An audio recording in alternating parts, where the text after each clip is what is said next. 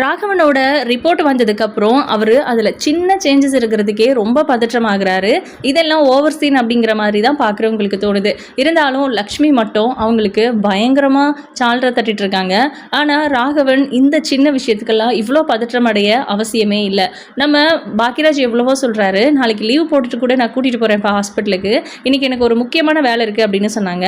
அப்படி என்னடா அப்பாவை ஹாஸ்பிட்டலுக்கு கூப்பிட்டு போகிறத விட உனக்கு முக்கியமான வேலை இருக்க போகுது, இப்போ தானே ஆஃபீஸ் முடிச்சுட்டு வந்திருக்க, அப்புறம் என்ன அப்படின்னு கோவமாக கேட்குறாங்க லக்ஷ்மி.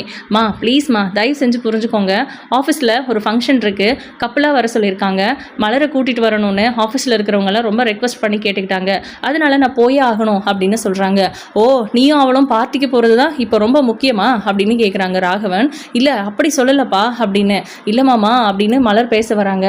இங்கே பாரு, உங்ககிட்ட பேசும்போது நீ பதில் சொல்கிறல அதோட நிறுத்திக்கோ, நீ மதிக்கிட்ட கற்றுக்கிட்ட வித்தையெல்லாம் பாக்கியராஜுக்கு ஒன்றும் சொல்லிக் கொடுக்க வேண்டாம் அப்படின்னு கொஞ்சம் ஓவராகவே பேசிடுறாங்க லக்ஷ்மி. அத்தை என்ன பேசுகிறீங்க அப்படின்னு மலர் கோவப்படுறாங்க. பின்னென்ன அவ மாதிரி தானே இப்போ நீ எல்லாம் நடந்துக்க ஆரம்பிச்சிட்ட அப்படின்னு கேட்குறாங்க. மா விடுமா என்னாச்சுமா அப்படின்னு பாக்கியராஜ் கேட்குறாரு. பாக்கியராஜ் உனக்கு என்னெல்லாம் நடந்துச்சு இன்னைக்குன்னு தெரியுமா அப்படின்னு அவங்க பேச ஆரம்பிக்கிறாங்க. அதுக்குள்ளவே ராகவன் இருந்துட்டு, ஐய இப்போ அதெல்லாம் ரொம்ப முக்கியமா, அதெல்லாம் பொறுமையாக சாகவாசமாக உட்காந்து பேசுகிற விஷயம், ஆனால் இன்னைக்கு எனக்கு ரொம்ப பதற்றமாக இருக்குது, பிளட் டெஸ்ட் பண்ணணும்னு நான் சொன்னதுக்கு காரணமே எனக்கு பயமா இருக்கு அப்படின்னு தான். இப்ப பாரு சின்ன சின்ன சேஞ்சஸ் நாளைக்குள்ள அதிகமாச்சுன்னா என்ன பண்றது, நேத்து நான் பதற்றமா இருந்ததுனால கூட இது எனக்கு அதிகமா இருக்க வாய்ப்பு இருக்குல்ல அப்படின்றாங்க. இல்ல சுகரோ ப்ரெஷரோ அதிகமாக இருக்குது அப்படின்னு வேணும்னா நம்ம பதற்றம் அடைகிறது, கோவப்படுறது, அழுகிறது, சோகமாக இருக்கிறது, இது எல்லாத்தையும் ஒரு காரணமாக சொல்லலாம். அது கூட அதுதான் ரீசன் அப்படின்னும் சொல்ல முடியாது. பட் கொலஸ்ட்ரால்லாம் பெருசாக டிஃப்ரென்ஸ் உடனே தெரியாது. நீங்கள் நேற்று சாப்பிட்ட ஃபுட்டுக்காகவோ இல்லை நேற்று நீங்கள் பதற்றமாக இருந்தீங்க அப்படிங்கிறதுக்காகவோ எல்லாம் கொலஸ்ட்ரால் பர்சன்டேஜ் வந்து அதிகமாகிடாது. கொஞ்ச நாளாக உங்களோட டயட்டை நீங்கள் மெயின்டைன் பண்ணணும், அதுவும் ஹெல்தி டயட்டாக ஃபாலோ பண்ணணும். அப்படியெல்லாம் இருந்தால் தான் அதை கண்ட்ரோலுக்கு கொண்டு வர முடியும் அப்படின்னு ஒரு அட்வைஸ் கொடுக்குறாங்க. ஆனால் அதில் சுத்தமாக விருப்பமே இல்லை நம்ம லக்ஷ்மிக்கும் ராகவனுக்கும். நீ எதுக்கு இதெல்லாம் சொல்கிற அப்படின்னு பயங்கரமாக கோவப்படுறாங்க. ஆக்சுவலாக மலரும் பாக்கியராஜும் மலரோட அம்மாவை பார்க்குறதுக்காக போகணும்னு நினச்சாங்க. அது நடக்காமல் போயிடும். ஹாஸ்பிட்டலுக்கு போகிறது நாளைக்கு போய்க்கலாம், அவ்வளோ உடனே போகிற அளவுக்கு எந்த பிரச்சனையும் இல்லை அப்படிங்கிற மாதிரி மதி யோசிச்சதுனால தான் அப்படி பேசினாங்க. அவங்களையும் தூக்கி எறிஞ்சு பேசிட்டாங்க. உன்னால் என்ன ஹாஸ்பிட்டலுக்கு கூப்பிட்டு போக முடியுமா முடியாதாடா அப்படின்னு கோவமாக கேட்குறாங்க. இல்லைப்பா ஒரு நிமிஷம் நான் டாக்டரை கேட்டுடுறேன் அப்படின்னு. டாக்டர் எதுக்கு கேட்கணும் அப்படின்றாங்க. இல்லை அவர் சொல்லக்கூடாது, நீ என்ன டாக்டராடா பேங்க்ல தானே வேலை செய்கிறேன்னு கேட்டீங்க, டாக்டர் கிட்ட கேட்டுட்டு சொல்கிறேன்னு சொல்கிறாரு, அதில் உங்களுக்கு என்ன மாமா பிரச்சனை, இருங்க டாக்டர் கிட்ட கேட்கலாம் அப்படின்னு மலர் சொல்கிறாங்க. இப்போ பாக்கியராஜ் டாக்டர் கிட்ட பேசுறதுக்காக வெளியே போகிறாரு. அப்போ போகும்போது எங்கள் முன்னாடியே பேசு, அவுட் ஸ்பீக்கர் போட்டு பேசு, நீ அவாய்ட் பண்ணணும், ஃபங்க்ஷனுக்கு போகணும் அப்படிங்கிறதுக்காக நீ வேணும்னே கூட அவர் வேண்டான்னு சொல்லிட்டாருன்னு சொல்வ அப்படின்றாங்க. ஐயோ அப்பா ஏன்பா இப்படி பேசுகிறீங்க, உங்கள் ஹெல்த் விஷயத்தில் நான் இவ்வளோ அன்கான்சியஸாக இருப்பேன்னு நினைக்கிறீங்களா அப்படின்னு கோவப்படுறாரு பாக்கியராஜ். என்ன பாக்கியராஜ் பேச்செல்லாம் ஒரு மாதிரி இருக்கு, என்ன மதி உனக்கும் கற்றுக் கொடுத்துட்டாளா வீட்டில் இருக்கிறவங்களை எப்படி மதிக்காமல் நடந்துக்கிறதுன்னு அப்படின்னு கோவமாக பேசுகிறாங்க லக்ஷ்மி. என்ன பேசுகிறீங்க அத்தை நீங்கள், மதி எதுக்கு அவருக்கு சொல்லிக் கொடுக்க போகிறா அப்படின்னு மலர் கோவப்படுறாங்க. எல்லாரும் ஒரு பக்கமாக நிற்கிறீங்கல்ல, இது எல்லாத்துக்குமே ஒரு முடிவு கட்டுறேன் அப்படின்னு கோவப்பட்டுட்டு இருக்காங்க. அப்போ ராகவன் கேட்குறாரு, இப்போ நீ ஃபோன் பண்ணுறியா இல்லை நான் சுரேஷை வர சொல்லி அவன் கூட போகவா அப்படின்னு கேட்குறாங்க. சுரேஷை எதுக்கு டிஸ்டர்ப் பண்ணிக்கிட்டு, அவனே வேலை பிஸியில் ரொம்ப டென்ஷனாக இருப்பான், வேண்டாம் விடுங்க, நானே டாக்டர் கிட்ட பேசுகிறேன், உடனே வாங்கன்னு சொன்னால் நான் கூட்டிகிட்டு போகிறேன் அப்படின்னு சொல்லிட்டு அந்த ரிப்போர்ட்டை ஃபோட்டோ எடுக்கிறாங்க. எதுக்கு ரிப்போர்ட்டை ஃபோட்டோ எடுக்கிற அப்படின்னு கோவப்படுறாங்க. இல்லைப்பா இந்த ரிப்போர்ட்டை அவருக்கு அனுப்புனா தானே அந்த டிஃப்ரென்ஸை பார்த்து அவர் வரணுமா வேணாவான்னு சொல்வார் அப்படின்றாங்க. சரி சரி அப்படின்றாரு ராகவன். அதுக்கப்புறம் அதை ஃபோட்டோ எடுத்து டாக்டருக்கு அனுப்பிட்டு டாக்டர் கிட்ட கேட்குறாங்க, ஏன் டாக்டர் இந்த மாதிரி டிஃப்ரென்ஸ் இருக்குது, கொலஸ்ட்ரால் ப்ரெஷர்லாம் கொஞ்சம் டிஃப்ரென்ஸ் இருக்குது, ஒருவேளை இது ஏதாவது தப்பாகிடுமோ அப்படின்னு அப்பா ரொம்ப பயப்படுறாரு, அவர் பதற்றம் அடைகிறத பார்த்தா எங்களுக்குமே பயமாக இருக்குது, உடனே ஹாஸ்பிட்டலுக்கு கூப்பிட்டு வரணுமா இல்லை நாளைக்கு கூட கூட்டிகிட்டு வரலாமா அப்படின்னு கேட்குறாங்க. அப்போது நம்ம டாக்டர் இருந்துட்டு, இல்லை அவ்வளோ ஒன்றும் பெருசாக டிஃப்ரென்ஸ் இல்லை, பயப்படவும் தேவையில்லை, இதுக்காக நீங்கள் ஹாஸ்பிட்டலுக்கு வரணும்னு கூட அவசியம் இல்லை, மெடிசன்லாம் ஒரு சிலர் சேஞ்ச் பண்ணி கொடுக்கணும், அவரை எதுக்கு வயசானவரை ஹாஸ்பிட்டலுக்கு கூப்பிட்டு அலக்கழிக்கிறீங்க, நீங்களே வாங்க நான் ப்ரிஸ்கிரிப்ஷன் கொடுக்குறேன், இல்லாட்டினா ப்ரிஸ்கிரிப்ஷன் எழுதி ஃபோட்டோ எடுத்து அனுப்புகிறேன், நீங்கள் அதை எடுத்துகிட்டு போய் மெடிக்கல் ஷாப்பில் மெடிசன் வாங்கிக்கோங்க அப்படின்னு சொல்கிறாங்க. ஓ ஓகே டாக்டர் அப்படின்னு நம்ம பாக்கியராஜ் சொல்கிறாரு. அப்போ ராகவன் வேகமாக ஃபோனை வாங்கி, டாக்டர் எனக்கு ரொம்ப பதற்றமாக இருக்குது, எனக்கு ப்ரெஷர்லாம் அதிகமாக இல்லை, நீங்கள் அந்த ரிப்போர்ட்டை பார்த்துருப்பீங்க, ஆனால் எனக்கு பதற்றம் எதுக்கு வருதுன்னே தெரியல, எனக்கு உடனே உங்களை வந்து கன்சல்ட் பண்ணிக்கலான்னு தோணுது அப்படின்றாங்க. இல்லை சார், இப்போ தான் நான் கன்சல்ட் பண்ணிட்டீங்கல்ல என்கிட்ட, இதை பற்றி பேசிட்டீங்கல்ல, அவ்வளோதான், நீங்கள் நேரில் வந்தாலும் இதே தான் நான் சொல்ல போகிறேன், எதுக்கு தேவையில்லாமல் அலக்கழிச்சிக்கிட்டு, ப்ளஸ் நான் இப்போது ஹாஸ்பிட்டலில் இல்லை, நான் வந்து வெளியில் வந்திருக்கேன் அப்படிங்கிற மாதிரி சொல்கிறாரு. சரிங்க டாக்டர் அப்படின்னு சொல்லிட்டு இவரும் அமைதியாக ஆயிடுறாரு. நான் தான் சொன்னேன் இல்லைப்பா அப்படின்னு. ஆனால் ராகவன் அதோட விடுறதில்ல. எனக்கு என்னமோ பதற்றமாக தான் இருக்குது. அந்த டாக்டர் இல்லாட்டினா என்ன, வேறு டாக்டர் இந்த ஊரில் இல்லவே இல்லையா என்ன, இவ்வளோ பெரிய சிட்டிக்குள்ளே ஒரு டாக்டராக கிடைக்க மாட்டாங்க, வேறு டாக்டர் கூட பார்க்கலாம், பாக்யராஜ் இப்போவே நான் ஹாஸ்பிட்டலுக்கு கூப்பிட்டு போடா அப்படின்னு மறுபடியும் பதற்றமாகறாரு. அப்பா அப்படிலாம் எதுவும் ஆகாது அப்படின்றாங்க. என் ஃப்ரெண்டு உடம்பு சரியில்லாமல் ஆகிறதுக்கு முன்னாடி வரைக்கும் நல்லா நடந்துட்டு இருந்திருக்கான், வாக்கிங் போயிட்டு வந்திருக்கான், அப்படி இருக்கும்போது அவனுக்கு இப்படி ஆயிடுச்சுன்னா எனக்கு பதற்றமாக இருக்காதா அப்படின்றாங்க. இந்த வீட்டில் இதோ 2வது மருமக வந்ததுலேருந்து ஒழுங்காக நான் வாக்கிங் கூட போகிறதில்ல, என் வாழ்க்கையோட ஸ்டைலே மாறிப்போச்சு, எல்லாத்துக்கும் இந்த பொண்ணு தான் காரணம் அப்படிங்கிற மாதிரி ராகவன் பேச, எதுக்கு எல்லா பழியையும் எம்எல்ஏ தூக்கி போடுறீங்க அப்படின்றாங்க மதி. நீங்கள் வாக்கிங் போகிறவங்கள வேண்டான்னு சொல்லிட்டேன் நானே அப்படின்னு கேட்குறாங்க. அதான் மாமனாருக்கு சரிசமமாக நீயும் அரையும் குறையுமா ட்ரெஸ் பண்ணிக்கிட்டு நடக்க ஆரம்பிச்சிடுறியே, நடக்கவா செய்கிற, ஓடவும் செய்கிற, ஊரே உன்னை தான் பார்க்குது அப்படின்னு. ஊரே என்னை பார்க்குறத நீங்கள் பார்த்தீங்களா, நீங்கள் வீட்டுக்கு வெளியே கூட வர்றதில்ல அந்த டைமுக்கு, உங்களுக்கு எப்படி தெரியும் ஊரில் இருக்கிறவங்க எல்லாம் என்ன பார்க்குறாங்கன்னு அப்படின்னு மதி கோவப்படுறாங்க. ஐயோ மதி ப்ளீஸ்பா விடு அப்படின்னு பாக்கியராஜ் ஸ்டாப் பண்ணுறாரு. அதுக்கப்புறம் அப்பா ப்ளீஸ்ப்பா தயவு செஞ்சு புரிஞ்சுக்கோங்க, எந்த பிரச்சனையும் இல்லை, அப்படியே பிரச்சனைனாலும் நாளைக்கு நம்ம டாக்டரை கன்சல்ட் பண்ணிக்கலாம், இப்போது நான் போக வேண்டிய வேலையாக போயிட்டு வந்துடுறேன் அப்படின்னு. டேய் என்னடா நினச்சிட்டு இருக்க நீ, ஏதோ வேற ஏதாவது முக்கியமான விஷயம்னா கூட பரவாயில்ல, இது ஜஸ்ட்டு ஒரு பார்ட்டிக்கு போகிற விஷயம், இதுக்காக போய் அப்பாவை ஹாஸ்பிட்டலுக்கு கூப்பிட்டு போகிறத கூட தட்டி கழிச்சிட்டு நீ அவளை கூட்டிகிட்டு போகணும்னு என்னடா அவசியம் இருக்குது, நைட்டுக்கு யாரா சாப்பாடு செய்வாங்க அப்படின்னு. நான் சமைக்கிறேன் அப்படின்றாங்க மதி. ஐயோ அம்மா நீ சமைக்கிறத யாரு சாப்பிட்றது அப்படின்னு கேட்குறாங்க. அதுக்காக அவங்களே சமைச்சிட்டு இருக்க முடியும், இல்லை அவங்களுக்குன்னு எந்த தேவைகளும் இருக்காதா, அவங்க ஒரு எமர்ஜென்சி ஏதோ ஒரு வேலையாக போகிறாங்கன்னு வச்சுக்கோங்க, அப்போ வீட்டில் இருக்கிற வேலையெல்லாம் யார் செய்வாங்க, அவங்க தான் செஞ்சு வச்சுட்டு போகணுமா, இல்லை போனவங்க அவசர அவசரமாக வந்து அவங்க வேலையை எப்படியாவது கம்ப்ளீட் பண்ணணுமா, இதெல்லாம் நல்லாவா இருக்குது, அதான் நான் இருக்கேன் இல்லை ஆல்டர்னேட்டிவா, நான் என்ன சமைக்கிறேனோ அதை நீங்கள் அட்ஜஸ்ட் பண்ணி சாப்பிட்டுக்கோங்க, இல்லையா வழக்கம் போல் மெனு கொடுப்பீங்கள்ல அதெல்லாம் கொடுங்க, என்னால் முடிஞ்ச வரைக்கும் நான் சமைக்கிறேன், அவங்கள போக விடுங்க அப்படின்றாங்க.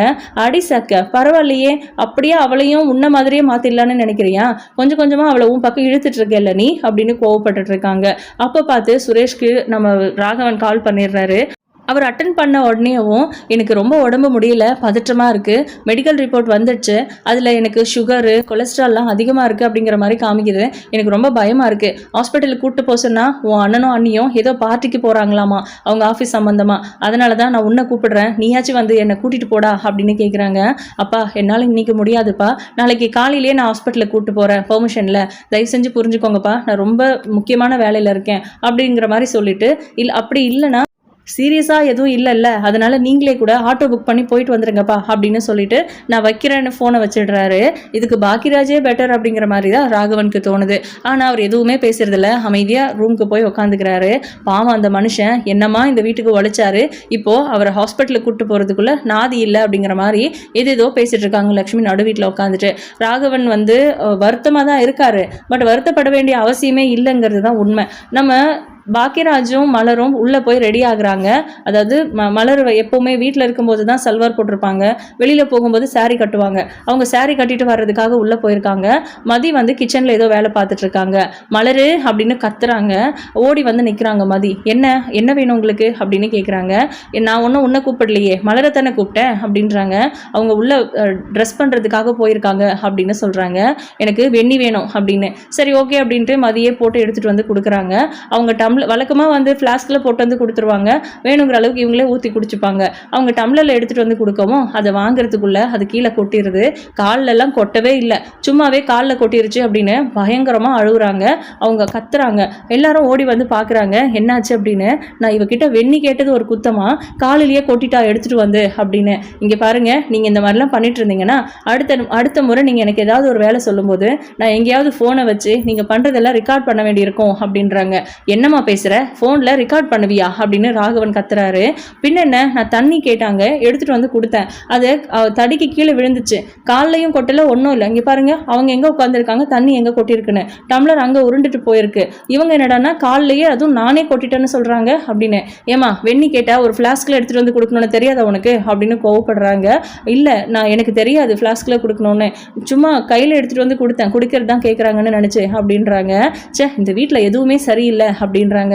சும்மா காலில் கொட்டுறதுக்கு முன்னாடியே காலில் கொட்டிருச்சு அப்படின்னு உன் இஷ்டத்துக்கு கத்துற, இது மனுஷன் இருக்கிற டென்ஷனில் அப்படின்னு ராகவன் லக்ஷ்மியையே திட்டுட்டு உள்ளே போயிடுறாரு. நமக்கு ஒன்றுன்னா யாருமே வந்து நிற்கிறதில்ல, ஆனால் அவருக்கு ஒன்றுன்னா நம்ம எவ்வளோ சப்போர்ட் பண்ணுறோம் அப்படின்னு லக்ஷ்மி ரொம்ப வருத்தப்பட்டுட்டு இருக்காங்க. அதுக்கப்புறம் மலரும் பாக்கியராஜும் அவங்க பிளானை கேன்சல் பண்ணாமல் வெளியே கிளம்பும் போது அம்மா போயிட்டு வந்துடுறோம் அப்படின்றாங்க. போடா போ அப்படின்னு சொல்லி கத்துறாங்க. நீங்கள் போங்க அப்படின்னு மதி கை காமிச்சு சைகை பண்ணுறாங்க. சரி ஓகே அப்படின்னு, மதி பார்த்துக்கோ, ஏதாவதுன்னா எனக்கு கால் பண்ணு அப்படின்னு சொல்லிட்டு அவங்க 2 பேரும் கிளம்பிடுறாங்க. இப்போ மதி போய் கிச்சனில் இட்லி செய்கிறதுக்காக மாவெல்லாம் எடுத்து வச்சுட்டு இருக்காங்க. லக்ஷ்மிக்கு பொறுக்கலை, அதாவது மலரும் பாக்கியராஜும் வெளியே போனதும் பிடிக்கல, அதே மாதிரி மதி கிச்சனில் வேலை செய்கிறதும் பிடிக்கல. அவங்கள ஏதாவது உரண்டை இழுக்கலாம் அப்படின்னு கிச்சனில் போய் உட்காடுறாங்க. நைட்டில் இட்லி எல்லாம் ஒன்றும் வேண்டாம், இன்றைக்கி சாதமே வடிச்சிரு அப்படின்றாங்க. சரி ஓகே அப்படின்னு சொல்லிட்டு மாவை கரைக்கிறாங்க. இட்லி தான் வேண்டான்னு சொன்னனே அப்படின்றாங்க. உங்களுக்கு வேணாம், எங்களுக்கெல்லாம் இட்லி நான் செஞ்சிடுறேன் அப்படின்னு. இல்லை எங்களுக்கு சாதம் கூட வேண்டாம், சப்பாத்தி செஞ்சிடுறேன்னு. சரி ஓகே அப்படின்றாங்க. என்ன சொன்னாலும் செய்கிறேன்னு சொல்கிறா அப்படின்னு கடுப்பாக எழுந்து போயிடுறாங்க நம்ம லக்ஷ்மி. அதுக்கப்புறம் மதி வந்து கிச்சனில் வேலை பார்த்துட்டு இருக்காங்க. இந்த இஷ்யூவை பெருசாக்கணும் அப்படிங்கன்னு அவங்க முடிவு பண்ணிட்டாங்க. ராகவன் இதுக்கு ஒத்துழைப்பு கொடுக்கல. அதனால அவங்க ஃபோனை எடுத்து நம்ம தங்கராஜுக்கு கால் பண்ணிடுறாங்க. இந்த மாதிரி உங்கள் மாமாவுக்கு உடம்பு முடியலை, ஹாஸ்பிட்டலுக்கு கூப்பிட்டு போக சொன்னால் ஆஃபீஸில் ஏதோ சின்னதாக ஃபங்க்ஷன் இருக்குது அப்படின்னு சொல்லி, அதுவும் ஒய்ஃபை கூட்டிகிட்டு வரணும்னு சொன்னாங்கன்னு சொல்லி மலரை கூப்பிட்டுட்டு பாக்கியராஜ் கிளம்பிட்டான். எனக்கு ரொம்ப பதற்றமாக இருக்குது மாப்பிள்ள, எப்படியாவது நீங்களாவது வாங்க, உங்கள் மாமாவை ஹாஸ்பிட்டலுக்கு கூப்பிட்டு போகலாம், அவருக்கு ஏதாவது ஒன்று ஆயிடுச்சுன்னா என்னால் தாங்கிக்க முடியாதுன்னு. அப்படி என்ன அத்த பிரச்சனை அப்படின்னு கேட்குறாங்க. ஒன்றும் இல்லை, காலையில் பிளட் டெஸ்ட்லாம் பண்ணாங்க, அதோட ரிப்போர்ட் வந்துடுச்சு, அதில் ஏதோ வழக்கத்தை விட அதிகமாக இருக்குதா, அது ஏதாவது ஆயிடுமோன்னு ரொம்ப பயந்துக்கிட்டு இருக்கிறாரு. அவராய் வாயை திறந்து என்னை ஹாஸ்பிட்டலுக்கு கூப்பிட்டு போடா அப்படின்னு பாக்கியராஜ் கிட்ட கேட்டதுக்கு அவனோட வேலை தான் முக்கியம்னு சொல்லி கிளம்பி பொண்டாட்டியை கூப்பிட்டு போயிட்டான். சுரேஷ்க்கு ஃபோன் பண்ணால் அப்பா எதுவாக இருந்தாலும் காலையில் பார்த்துக்கலாம், நான் காலையில் ஹாஸ்பிட்டலுக்கு கூப்பிட்டு போகிறேன், இப்போ முடியாது, அதுக்கும் மேலே இப்போ நீங்கள் போயே ஆகணும் அப்படின்னா ஆட்டோ புக் பண்ணி போயிட்டு வந்துருங்கப்பா அப்படின்னு சொல்லி ஃபோனை கட் பண்ணிட்டான். என்ன பண்ணுறதுனே தெரியல மாப்பிள்ள, அவர் வேற ஒரு மாதிரி சோகமாக உட்காந்துட்டு இருக்காரு. இவங்க 2 பேரும் இப்படி விட்டுட்டாங்களேன்னு சொல்லி எனக்கு ஏன் அத்தை சொல்லலைன்னு நீங்கள் கேட்பீங்களோன்னு தோணுச்சு மாப்பிள்ள, அதுக்காக தான் நான் ஃபோன் பண்ணேன் அப்படின்றாங்க. அங்கேயுமே நிஜமாவே வழக்கமாக வந்து தங்கராஜ் எப்போவுமே பிஸியாலாம் இருக்க மாட்டார். இப்போ அவர் ஏதோ ஒரு முக்கியமான வேலையில் தான் இருக்கார். அவங்க கிட்ட சொல்லி நீ கரெக்ட் பண்ணிக்கோங்க, ஏதாவது எமர்ஜென்சினா எனக்கு கால் பண்ணுங்க அப்படின்னு சொல்லிட்டு அவர் கிளம்பி வீட்டுக்கு வந்துட்டு இருக்காரு. இங்கே நம்ம மலரும் பாக்கியராஜும் அவங்க அம்மாவை, அதாவது மலரோட அம்மாவை பார்க்கறதுக்காக போனால் அவங்க எந்திரிச்சு உட்கார ட்ரை பண்ணியிருக்காங்க. அவங்க இப்படி எந்திரிக்கும் போது பெட்லேருந்து கீழே விழுந்துட்டாங்க. எந்திரிக்கவே அவங்களால முடியல. கொஞ்சம் நேரம் அப்படியே கத்தி கத்தி பார்க்குறாங்க யாராவது வருவாங்களா அப்படின்னு. முடியாமல் அப்படியே மயங்கிட்டாங்க. இவங்க 2 பேரும் போகும்போது அவங்க பெட்ல இருந்து மயங்கி கீழே விழுந்து கிடக்குறாங்க. அவங்க கீழே விழுந்தாங்களா இல்லை எந்திரிச்சு நடக்க ட்ரை பண்ணி கீழே விழுந்தாங்களா, எப்படி மயக்கம் அடைஞ்சாங்க, வேற ஏதாவது பிரச்சனையாக இருக்குமான்னு இவங்க ரொம்ப பதற்றம் ஆயிடுறாங்க. அதுக்கப்புறம் தான் நம்ம பாக்கியராஜ் ஆட்டோ புக் பண்ணி உடனே ஹாஸ்பிட்டலுக்கு கூப்பிட்டு போயிடலான்னு சொல்லி பாக்கியராஜ் வந்து மலரோட அம்மாவை ஹாஸ்பிட்டலுக்கு கூப்பிட்டு போயிட்டு இருக்காங்க. இங்கே நம்ம ராகவனை கூட்டிகிட்டு போகிறதுக்காக தங்கராஜ் வந்து வீட்டுக்கு வந்துட்டாரு. அவர் வரும்போதே அவர் ரொம்ப சோகமாக இருக்கிறத பார்த்துட்டு மாமா என்னாச்சு, ஏன் அப்படி இருக்கீங்க அப்படின்னு கேட்குறாங்க. அதுக்குள்ளே ஃபோன் பண்ணி மாப்பிள்ளையை வர சொல்லிட்டியா நீ அப்படின்னு கோவப்படுறாங்க. பின்ன என்னங்க, மற்றவங்களுக்கெல்லாம் அக்கறை இல்லைன்னா எனக்கும் அப்படியே இருக்குமா, நம்ம மாப்பிள்ளை எதுவாக இருந்தாலும் நமக்காக நிற்பாருங்கிறது தெரிஞ்சுதான் அவரை நான் கூப்பிட்டேன். இவங்க 2 பேரும் பார்க்கலன்னா என்ன, நம்ம வீட்டு மூத்த பிள்ளையா நம்ம மாப்பிள்ளை இருக்காரு, அவர் கூட்டிட்டு போவார் உங்களை ஹாஸ்பிட்டலுக்கு, வாங்க போவோம் அப்படின்னு, நீ வீட்லயே இரு நான் பார்த்துக்கிறேன் அப்படின்னு சொல்லிட்டு நம்ம தங்கராஜ் பார்த்தீங்கன்னா ராகவனை கூப்பிட்டுட்டு ஹாஸ்பிட்டலுக்கு போகிறாங்க. லக்ஷ்மிக்கு கொஞ்சம் பதற்றமாக தான் இருக்குது. இங்கே மலருக்கு கால் பண்ணுறாங்க மதி, அம்மா எப்படி இருக்காங்க அப்படின்னு கேட்குறதுக்கு. ஆட்டோவில் போயிட்டு இருக்கிறதுனால அவங்க ஒரு மாதிரி பதற்றமாக பேசுகிறாங்க. என்னாச்சு, ஏன் ஒரு மாதிரி பேசுகிறீங்க அப்படின்னு கேட்கும்போது, நாங்கள் வீட்டுக்கு போகும்போது அவங்க கீழே மயங்கி கிடந்தாங்க, பெட்டில் கூட இல்லை, என்னாச்சுன்னு தெரியல, அதான் ஹாஸ்பிட்டலுக்கு கூப்பிட்டு போயிட்டுருக்கோம் அப்படின்னு சொல்கிறாங்க. எந்த ஹாஸ்பிட்டல் அப்படின்னு கேட்டால் ஹாஸ்பிட்டலோட நேமை பாக்கியராஜ் தான் சொல்கிறாரு. ஏன்னா அவர் தான் வந்து அந்த ஹாஸ்பிட்டலுக்கு போகலாம் அப்படின்னு போயிட்டுருக்காரு. சரி ஓகே அப்படின்னு நம்ம மதி போட்டபடியே விட்டுட்டு போய் லக்ஷ்மி கிட்ட சொல்கிறாங்க. கிச்சனில் இட்லி வச்சுருக்கேன், கொஞ்சம் நேரம் கழித்து அது வெந்ததும் ஆஃப் பண்ணிவிடுங்க. மாவு பிசைஞ்சு வச்சுருக்கேன், உங்களுக்கு ஒரு வேளை ரொம்ப பசிச்சுது அப்படின்னா சப்பாத்தி 2 போட்டு சாப்பிடுங்க. குருமாலாம் ரெடி பண்ணிட்டேன், நான் போயிட்டு வந்துடுறேன் அப்படின்னு சொல்லி நம்ம மதி வந்து கிளம்புறாங்க. எங்கே போகிற அப்படின்னு கேட்குறாங்க. ஒரு முக்கியமான வேலை, எங்கள் வீட்டுக்கு போயிட்டு வந்துடுறேன் அப்படின்னு சொல்லிட்டு. என்ன இதுன்னு சொல்லிட்டு போ அப்படின்றாங்க. அதான் பார்த்தாலே தெரியுதுல்ல பதற்றமாக போகிறேன்னு, வந்து சொல்கிறேங்க அப்படின்னு சொல்லி மதி அவங்க பாட்டு கிளம்பிடுறாங்க. எந்த ஹாஸ்பிட்டல்னு தெரிஞ்சு அங்கே போகிறாங்க. கரெக்டாக நம்ம தங்கராஜும் ராகவனும் அதே ஹாஸ்பிட்டலுக்கு போயிருக்காங்க. அவங்க போயிட்டு ஹாஸ்பிட்டலில் செக்கப் பார்த்துட்டு இருக்காங்க, டாக்டரை கன்சல்ட் பண்ணிட்டு இருக்காங்க. அந்த நேரத்தில் நம்ம மலரோட அம்மாவை ஸ்ட்ரக்சரில் வச்சு உள்ளே கூட்டிகிட்டு வந்துட்டு இருக்காங்க. அவங்க மயக்கமே தெரியல. என்னாச்சு அப்படின்னு டாக்டர் கேட்டப்போ விஷயத்த மலர் சொல்கிறாங்க. ரிப்போர்ட்ஸ் ஏதாவது இருக்கா அப்படின்னு கேட்கும்போது ஒரு நிமிஷம் அப்படின்னு நம்ம மலர் அந்த ரிப்போர்ட்ஸை தேடுறாங்க. எதுவுமே காணோம். அதுக்கப்புறம் தான் அவங்க தம்பிக்கு கால் பண்ணி இந்த மாதிரி ரிப்போர்ட் எடுத்துகிட்டு வரல, அம்மா இந்த மாதிரி மயங்கி கிடந்தாங்க, ஹாஸ்பிட்டலுக்கு கூட்டிகிட்டு வந்திருக்கோம், பேசிக்கான ரிப்போர்ட் மட்டும்தான் இருக்குது. இப்போ ரீசெண்டாக அந்த முதுகு வலிக்காக செக் பண்ண ரிப்போர்ட்லாம் எதுவும் எங்கே இருக்குன்னு எனக்கு தெரியலடா, அதை தயவு செஞ்சு வீட்டிலேருந்து எடுத்துகிட்டு வா அப்படின்னு ஃபோன் பண்ணி சொல்கிறாங்க. இவங்க இந்த அளவுக்கு பதற்றமாக இருக்காங்க. பாக்யராஜ், மலர், மதின்னு எல்லாருமே அவங்க கூட டாக்டர் கிட்ட பேசுறது அப்படின்ட்டு. அந்த நேரத்தில் நம்ம ராகவன் வந்து ஒன்றுமே இல்லை, டாக்டரும் பெருசாக எதுவுமே சொல்லலை, உங்களோட பதற்றம் தான் எல்லாத்துக்கும் காரணம், நீங்கள் பயப்படுற அளவுக்கு எந்த பிரச்சனையும் இல்லை, இது பெரிய டிஃப்ரென்ஸும் கிடையாது, சீக்கிரமாக இதுக்கு ஒரு சொல்யூஷன் கிடைக்கும், மெடிசன் மட்டும் கொஞ்சம் மாற்றி எழுதுனா போதும் அப்படிங்கிற மாதிரி சொல்கிறாங்க. அதையே தான் அந்த டாக்டரும் சொன்னார் அப்படின்னு ராகவன் யோசிக்கிறாரு. ஆனால் தங்கராஜுக்கு கோபமாக வருது. என்ன இது ஒன்றுமே இல்லாத விஷயத்த இப்படி பண்ணிட்டாரு இந்த ஆள் அப்படிங்கிற மாதிரி. இவ்வளோ முக்கியமான விஷயத்த வேலையை விட்டுட்டு வந்திருக்கோம், ஆனால் ஒன்றுமே இல்லாத விஷயத்த தான் இப்படி பேசிகிட்டு இருக்காங்களா அப்படின்ட்டு. அவங்க 2 பேரும் அவங்க அந்த கேபின்லேருந்து அந்த டாக்டரோட அவங்க பார்த்த டாக்டரோட கேபின்லேருந்து வெளியே வரும்போது இங்கே மலரோட அம்மா கூட நம்ம பாக்யராஜ், மலர், அப்புறம் நம்ம மதி 3 பேரும் இருக்கிறத பார்த்து பயங்கர ஷாக் ஆகுறாரு ராகவன். அப்பாவுக்கு உடம்பு சரியில்லை, ஹாஸ்பிட்டலுக்கு கூப்பிட்டு போடா அப்படின்னா ஃபங்க்ஷன் தான் முக்கியம்னு சொல்லி அவளை கூட்டிகிட்டு கிளம்புனா. ஆனால் இப்போது அவங்க பொண்டாட்டியோட அம்மாவுக்கு உடம்பு சரியில்லைன்னு உடனே எப்படி கூட்டிகிட்டு வரா, அவன் எனக்கு பிள்ளையா இல்லை அவங்களுக்கு பிள்ளையான்னு தெரியல அப்படின்னு அவ்வளோ கோவப்பட்டுட்டு இருக்காரு. அவரை பொறுத்த வரைக்கும் எதுவுமே அவருக்கு தான் ஃபஸ்ட்டு ப்ரிஃபரன்ஸ் கொடுக்கணும் அப்படிங்கிற மாதிரி. பட் அவங்க மயக்கத்தில் இருக்காங்க, எல்லாரும் ரொம்ப பதற்றமாக இருக்காங்க. என்ன ஏதுன்னு கூட ஒரு வார்த்தை நம்ம ராகவன் கேட்கல. எல்லாரையும் ஒரு முறைச்சிட்டு அவர் பாட்டு கிளம்பிடுறாரு. நம்ம பாக்யராஜ் உள்ளே கூட்டிகிட்டு போகலாம் வாங்க அப்படின்னு டாக்டரோட கேபினுக்கு கூட்டு போய் விட்டுட்டு இவங்க 3 பேரும் வெளியே வெயிட் பண்ணிட்டு இருக்காங்க. ஒரு நர்ஸ் வந்து நம்ம பாக்யராஜ்கிட்டையும் மலர்கிட்டையும் கேட்குறாங்க அவங்களுக்கு என்ன ஆச்சு அப்படின்னு. அப்போ பார்த்து கரெக்டாக மலரோட தம்பி ரிப்போர்ட் எடுத்துகிட்டு வந்துட்டாரு. அந்த ரிப்போர்ட் அவங்க கையில் கொடுத்துட்டு பெட்டில் தான் இருந்திருக்காங்க, கீழே விழுந்திருக்காங்க, மயங்கி விழுந்தாங்களா இல்லை எழுந்திரிச்சு நடக்க ட்ரை பண்ணும்போது விழுந்தாங்களான்னு தெரியல, ஆனால் ஏன் மயக்கத்தில் இருக்காங்கன்னு எங்களுக்கு புரியல, உடனே பாருங்கள் என்ன இதுன்னு சொல்லுங்கள், ஏதாவது எமர்ஜென்சினா தயவு செஞ்சு ட்ரீட் பண்ணுங்க அப்படின்னு மலர் அழுகுறாங்க. ஆனால் நம்ம பாக்யராஜ் மலருக்கும் ஆறுதல் சொல்கிறாங்க. டாக்டர்கிட்டையும் பேசி அந்த ரிப்போர்ட்டை கொடுத்து எவ்வளோ செலவானாலும் பரவாயில்ல அவங்க சரியாகணும் டாக்டர் அப்படின்னு சொல்லி ரெக்வஸ்ட் பண்ணுறாங்க. அதுக்கப்புறம் நம்ம மலர் அவங்க தம்பியை கட்டி பிடிச்சி அழ ஆரம்பிச்சிடுறாங்க. மதி சீஃப் டாக்டர் கிட்ட பேசலாம் அப்படின்னு அவங்க போய் தேடிட்டு இருக்காங்க. அப்போ வராரு. அவர் வந்து ஏற்கனவே நம்ம மதிக்கு தெரிஞ்சவர், அதாவது அவங்க ஃப்ரெண்டோட அப்பா அப்படிங்கிற மாதிரி. இவங்க கோ சிஸ்டரோட அம்மா தான். அவங்களுக்கு பேக் பெயின்னு சொன்னாங்க, எதனால் என்னங்கிறதெல்லாம் தெளிவாக தெரியல, அது கொஞ்சம் பாருங்கள் டாக்டர் ப்ளீஸ் அப்படின்னு சொல்லிட்டு. என்னம்மா டாக்டர்லாம் கூப்பிட்டுட்டு அங்கிள்னே கூப்பிடு, ஒரு பிரச்சனையும் இல்லை, நான் பார்க்குறேன், எதுவாக இருந்தாலும் நான் சொல்கிறேன், நீங்கள் வெயிட் பண்ணுங்கள், பதற்றமாகாதீங்க, எதுவாக இருந்தாலும் அவங்கள சரி பண்ணிடலாம் அப்படின்னு சொல்லிட்டு இவங்களை எல்லாரையும் பொறுமையாக இருக்க சொல்கிறாங்க. அதுவே பெரிய தெம்பாக இருக்குது நம்ம பாக்யராஜுக்கும் மலருக்கும். இப்போ அந்த டாக்டர் உள்ளே போகிறாரு, செக் பண்ணுறாரு. அவங்க எந்திரிச்சு நடக்க ட்ரை பண்ணும்போது கீழே விழுந்திருக்காங்க. அதுக்கப்புறம் அவங்களால எந்திரிக்க முடியல, கூட யாரும் இல்லைங்கிறதுனால அவங்க அப்படியே அந்த ஒரு பதற்றத்தில் மயங்கியிருக்கலாம், என்னன்னு தெரியல. பட் இப்போதைக்கு அவங்க ஓகே தான், நல்லா தான் இருக்காங்க, அவங்கள தனியாக விடக்கூடாது, கூட யாராவது எப்போவுமே இருக்கணும், கூட இருந்து ஒரு ஆள் பார்த்துக்கணும் அப்படிங்கிற மாதிரி சொல்லியிருக்காங்க. இப்போ மலருக்கு இந்த விஷயத்தில் அவங்க வீட்டில் கூப்பிட்டு போயும் வச்சுக்க முடியாது, அதே மாதிரி நம்ம மலரோட அம்மா கூடவும் மலர் போய் இருக்க முடியாது. அவங்க போயிட்டாங்கன்னா இந்த வீட்டில் இருக்கிறவங்க யாருமே உயிர் வாழ மாட்டாங்க, அந்த அளவுக்கு பழகி வச்சுருக்காங்க மலர். இப்போது என்ன பண்ணுறதுன்னு தெரியாமல் பாக்யராஜ் திரும்பி பார்க்குறாங்க.